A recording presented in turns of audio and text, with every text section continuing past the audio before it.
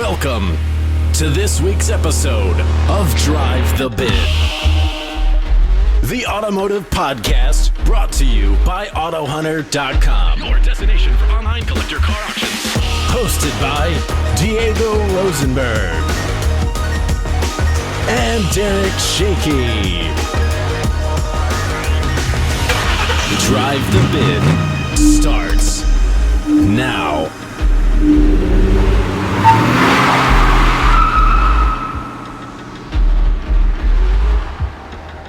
Good morning, everyone. Derek and Diego here. As you can tell, we're doing something a little different for this week's podcast. We are here at the 2024 Barrett-Jackson Scottsdale auction. Now, there are plenty of reasons why people call this the ultimate automotive lifestyle event. There's something for everyone here. Of course, there are cars, and we've got exotics, trucks, SUVs, modified vehicles, classics, American muscle, you name it, it's here.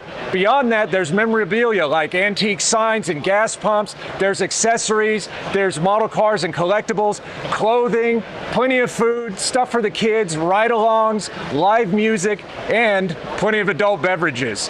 What he said. Yeah, exactly. I have not had one yet, so let's just keep that in mind. So what we're going to do here is show you just some of the cars that are available at the 2024 Barrett-Jackson Scottsdale auction, and there are plenty to choose from. I understand you've got some on your list, Diego. Maybe. Yeah. Okay, that remains to be seen. I know there are some that are on my list, so let's start off. So right there in the middle is an automotive icon that a lot of people are aware of, the Mercedes-Benz 300 SL. Now, the catch to that is not everybody who knows about that car and loves that car has been able to see one in person. That's because they only made 1,400 of them over the course of their production run in the 1950s. Now, we're lucky enough to be in the presence of this one, and this one has gone through hands over the decades and through collections, but fortunately in recent years it was treated to a 3-year frame-off nut and bolt restoration to return it to its former glory. It started off in silver, it's been refinished in silver. Now the interior has been changed. I think originally it was a blue leather. It's been converted to have a natural leather interior, but there's also an alternative option. It can also be fitted with the available plaid seats, which have this beautiful shade of green in them, just to change things up a little bit. Now, like any high-end restoration, this should have, this comes with plenty of records, thousands of photographs, and all of the invoices associated with the restoration of this automotive icon. And speaking of icons, next to it is something quite different. It's a supercar, a hypercar, obviously, an icon in its own right, but obviously more modern. That is a Bugatti Chiron. That is a huge numbers car, 8-liter W16 quad turbo, all-wheel drive, 7-speed dual clutch transmission. And as far as other numbers, huge top speed. When you convert from the kilometers per hour, 420 to miles per hour, that comes out to 261 miles an hour, 0 to 62 miles an hour in 2.4 seconds. And that one, I'm sure you'll be able to see in these insert shots, is finished in an exposed carbon fiber. So something a little different. You know, hypercars these days, they have carbon fiber bodywork, but this one, you can actually see it. There's not paint to obscure it. So you see it in its natural element, if you will. And next to all of those is another hypercar, Porsche 918 Spyder. This one is finished in a paint-to-sample acid green, and among other options and accessories on it, this has got the lightweight magnesium wheels. Like I said, there's plenty of options here, so we're going to move on down the row. Okay, Derek, I know you wanted to talk about this Lexus here. Now, the LFA, I had no idea there was a special edition. Yeah, so this is a Nürburgring edition LFA. So these, overall they made 500 LFAs, far fewer Nürburgring package cars, and of those, an even smaller amount for the North American market. And then if you drill down even further on the LFA registry, they only made 7 for the North American market in this color orange. Now, as the name implies, Nürburgring package, there's a focus on aerodynamics and the suspension. So this has been lowered a little bit, I think 10 millimeters, and then it's got some carbon fiber aero bits on it. What you can tell right off the bat, in contrast with just a regular LFA, if there is such a thing, is that this has a fixed rear wing on the back. It also has 10 more horsepower. So the 4.8 liter V10 that Lexus developed with Yamaha has 562 horsepower in this application. Now, this being an older hypercar, it doesn't have a dual clutch gearbox. This is actually a single clutch 6-speed Eisen transmission. Do you know how many miles this one has? Not off the top of my head, but what I can say for pretty much all of the cars that I've seen in this area, very low mileage. Like, if they look like they're factory fresh, that's pretty much because they are. I mean, there's one further down that we'll get to in a little bit that has 41 miles on it. Okay. So that Lexus over there is a standard LFA. Yes, yeah. That's not the Nürburgring package, but still 552 horsepower. You got that really wild show car styling, the 3 exhaust pipes and the triangular layout there. Yeah, very close sibling to this. So the Nürburgring edition, if I pronounced that correctly, I know the racetrack, the test track in Germany. Was this a regular production package, or was something that appeared later in the LFA's incarnation? That I'm not sure of. I think it probably appeared a little bit later. But yeah, very limited production, and then particularly in this color, in the single digits. So they have production records you can get online that show the colors and how many they made. Yeah. There's an LFA registry. I mean, just like there are with a lot of high-end cars. There's kind of cool. People that document it. So I'm guessing this is probably a standard Lexus color that was available and not some custom order color, since they made several of these. Yeah, exactly. I think that's the case here. Yeah. Okay. But if you do happen to see an LFA and then a Nürburgring edition on top of that in the wild for whatever reason, good chance it's not going to be in this color. Gotcha. But we're seeing it here, and so are you all out there. Shall we go on? Yeah, plenty to see here. Like I said, new Ferrari hybrid, 3 electric motors, 986 horsepower, the SF90 Stradale. This is actually a Ferrari Challenge race car, as you can tell. Huge wing. Not street legal, though, unfortunately. But really? Any private racers out there, this is available. Like Diego was talking about earlier, the regular LFA. This is the car with 41 miles on it. This is an Audi R8 GT, V10, of course. Very low miles. We've got a GT3 RS Porsche, Maserati's newest supercar, the MC20. These are nice. Yeah, especially in this color. This color is nice, but I've seen some colors online that are absolutely beautiful. You can get all these different stripes. Yeah. I'm sure you could just outfit them just the way you like. I mean, this one, as nice as the color is, it's like a pearl white.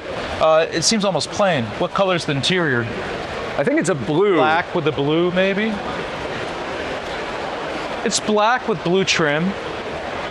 Yeah, kind of coordinates with the wheels and the brake calipers. And here's a car that's after my heart. I believe this is the anniversary Countach. They had some maybe Lamborghini 35th anniversary or something like that. Let's see, 64, 74, 84, 25th anniversary maybe. This came out in 89, I think. When these came out, I thought these are the coolest, but when you look at stuff like the skirts here, I don't know what to call it. I mean, I don't even know if those scoops are functional. I would think they're functional, but who knows? But at the time, I thought this was cool, but in the magazines, they kind of said it was tacky. And now that I'm older, I think it's a little bit tacky. I think I prefer the purity of the older ones. Oh, okay, I get you. Now that I'm older. Yeah, I mean, I'm kind of torn on it because I like the audaciousness, the boldness of the spoiler and all the body add-ons, but there is a cleanness and a purity to the original Countaches. But yeah, again, I keep saying it's something for everyone. Yeah. If you like the over-the-top styling, there's that. If you like the pure lines of the early ones, there's those as well. And I don't have much experience driving these exotics, but I have this impression there's something endearing about driving a car that has that its mechanical complexity makes it difficult to drive versus newer cars like this Lamborghini here has computers and everything else. You know, you can have twice as much horsepower. The camshafts are probably more radical, but it has air conditioning and you can go to Circle K with it. Yeah. This Countach, you can't really. It's a little bit more difficult. Well, and another big difference is rear view cameras. So I've seen online, you know, for those of you out there who don't know, one of the, I guess, signature ways of reversing in a Countach is people will open the driver's door, kind of sit half in, half out of the car on the door sill and look behind them and back into a parking spot or wherever they need to go. It's very low tech, very manual, as opposed to all the technology you get in the new Lamborghinis. So how about now I show you some other cars that, let's say, lean more towards the Stars and Stripes. Sounds good, okay. Yeah. Okay. So now we have here a 1971 Plymouth Hemi'Cuda. It's basically a Plymouth Cuda with the Hemi engine, as simple as that. The Hemi engine came standard with the shaker. Interestingly enough, the Dodge Challenger didn't come standard with the shaker with the Hemi. What's cool about this car is that it's everyone's favorite color. It's in violet, FC7 is the code, more popularly known as Plum Crazy, which is what Dodge called it. This one has the painted grille, which was available. It came with some colors, like this one. You can see here it has the white billboard stripes, which is everyone's favorite stripe, it seems. Although this car, per the tag, on the fender tag, did not come with the stripe. But this car has 2 fender tags, so it has a nice selection of options. What do you think of this one? I think it's pretty cool, yeah. And I remember from your education to me about these cars, you know, the billboard stripes. Yeah. It was available in white and black. I would say most purple cars out there, you probably find a black stripe, but this one's white, and I think it's cool, matching interior. Let's go on to this Yenko Camaro. So this is a Yenko Camaro. What this is basically is a Copo Camaro corporate office production order. Maybe central office production order. I always screw this up. And online you see people screwing it up too. So I'm as guilty as anyone else, and more guilty, in fact. So Chevrolet would not build a 427 Camaro. They had an edict about limiting cubic inches per car line. So the only way you could get a 427 was a Corvette or a big Chevy like an Impala or Biscayne. The Copo system was for fleet orders. So what Chevrolet did is they kind of like broke the law. They had this little loophole in GM rules, and they built approximately 1,000 Camaros and 427s. Now, Don Yenko in Canonsburg, Pennsylvania, which is near Pittsburgh, he had about 201, give or take. I'm sure the Chevy experts are going to send me nasty emails if I'm wrong. About 201 of these were Yenko Camaros. So basically, Don Yenko added the stripes along the side. The YC stands for YSC is Yenko Supercar, not Yenko Super Camaro, because you have other Yenko models with the YSC. So you got the side stripes, you got the monogrammed headrests, you got the 425 horsepower 427, but this one they rated at 450 just because. But why not? Yeah, but this one has headers, which you could get. You know, this is basically a factory car that you could have with dealer preparation. So some Yenkos seem to be just regular 427 Camaros, and some of them have some options like the headers and a bunch of other things you can get.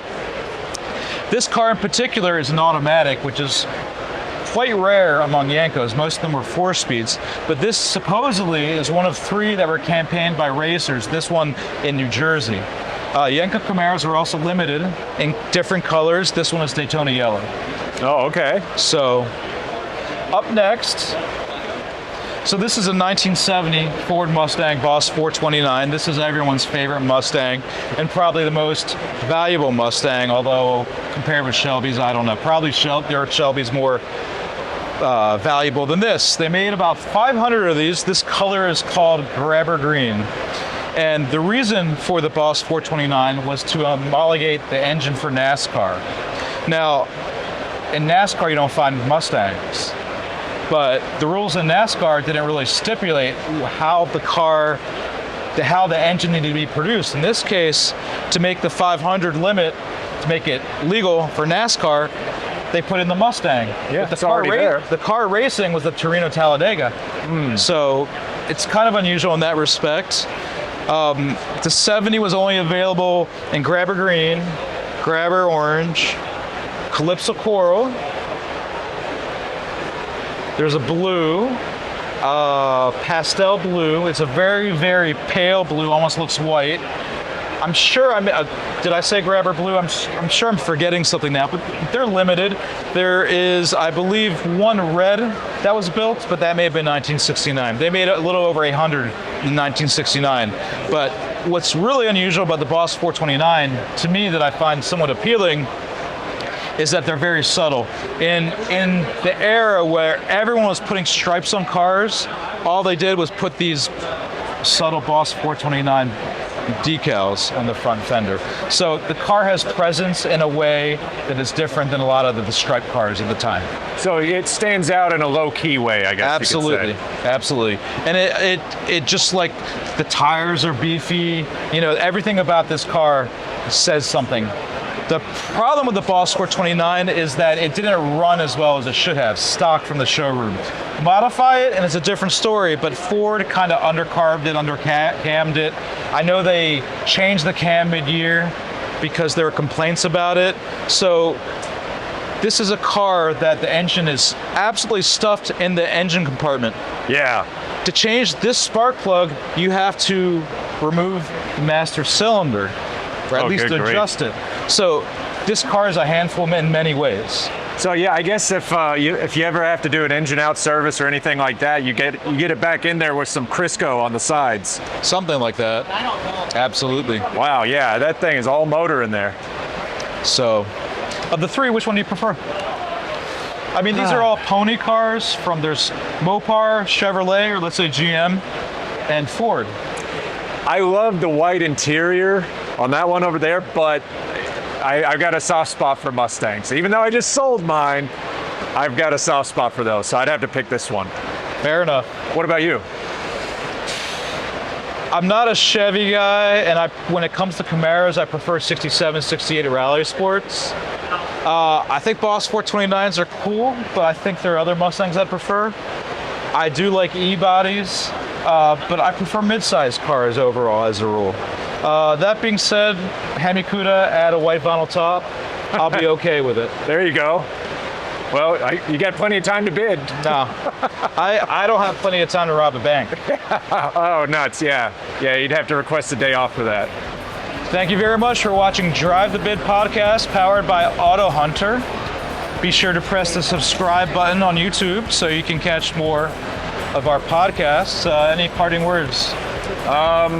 In the meantime, yeah, just check out AutoHunter.com and ClassicCars.com, and we will see you next week on Drive the Bid. Thank you.